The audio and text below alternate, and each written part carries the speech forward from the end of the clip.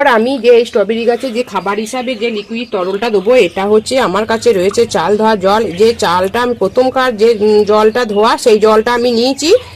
এর মধ্যে আমি কিছুটা দিয়ে দেবো।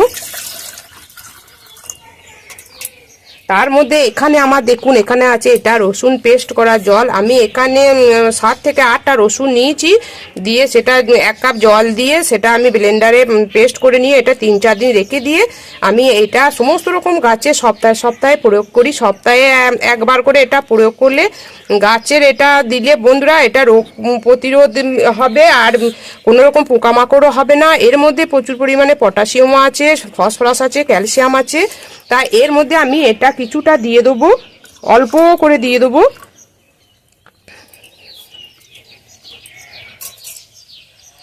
এরপর আমি এই গাছে